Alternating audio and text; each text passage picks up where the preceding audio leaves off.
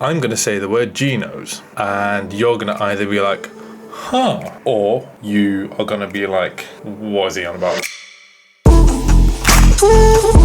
Okay, so the Nissan 400Z. We love our old cars, we do. We can't deny that. But when something new comes our way, and it looks quite recognizable in terms of what inspired it prior, I think that's a win.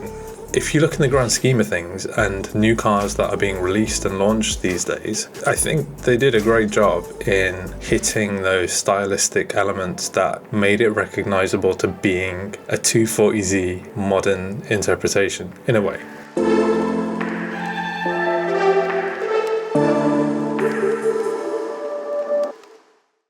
Many people didn't agree with the front end of this car.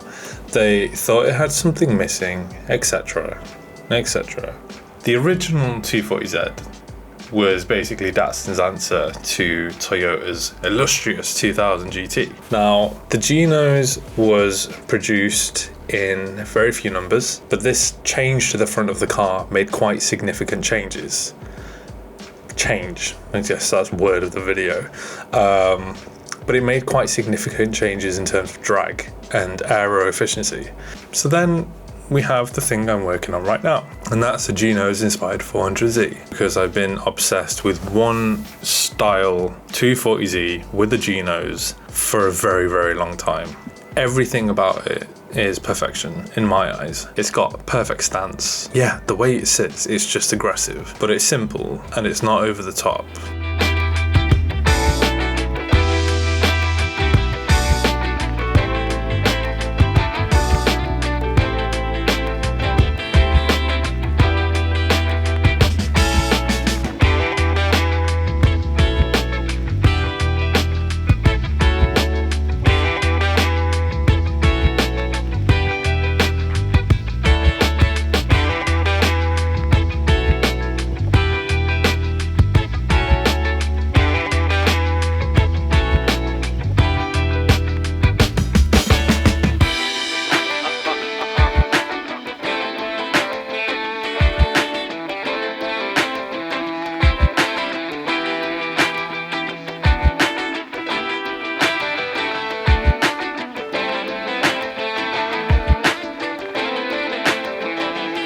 So on the front bumper of this car, and you'll notice on the original Genos 240, it has like a secondary lip, and I was trying to incorporate that into the new design, but it just ended up looking like a fish lip. So I merged that down, tried to flatten it a little bit, and tried to make it just flow into the body of the car, and I'm quite happy with the end product and how it turned out. It's a unique and weird one, but you look at the car and you know exactly what kind of inspired it. So I'm hoping that it goes down okay. Now, instead of the front bumper, I was going to add on to just the front grille of the car, but instead I decided it makes more sense to start from the hood line and just extend everything downwards. So that's what you'll see me do. It doesn't start off quite pretty, but it kind of gets there towards the end, I think.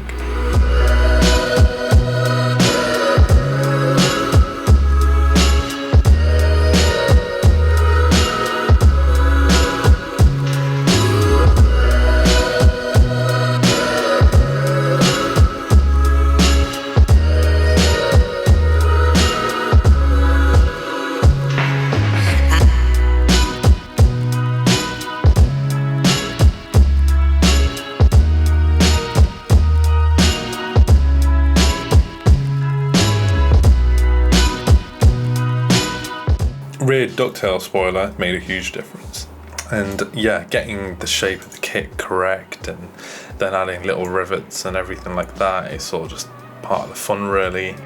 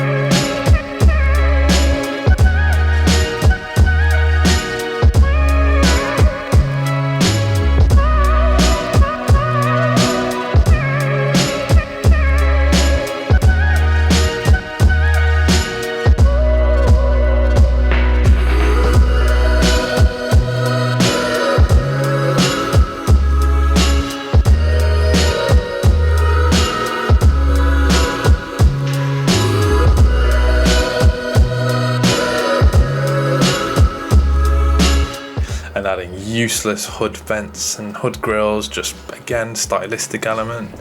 Yeah, I also recreated the rear end, so I left an indent for the license plate to sit, just reminiscent of the old school Zs.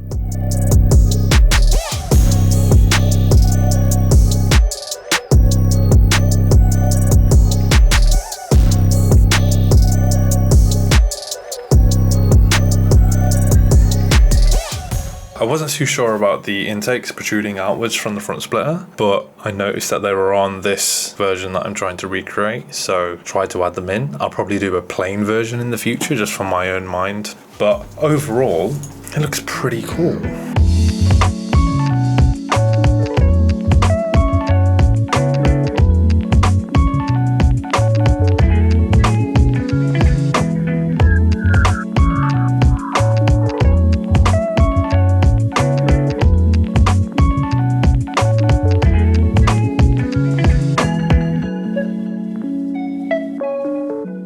Thank you very much for watching. I hope you enjoyed this episode. Please give a like and subscribe if you want to see more of these videos. Hit that little bell notification again if you want to see more. And I'll see you for the next one, where we head to the US.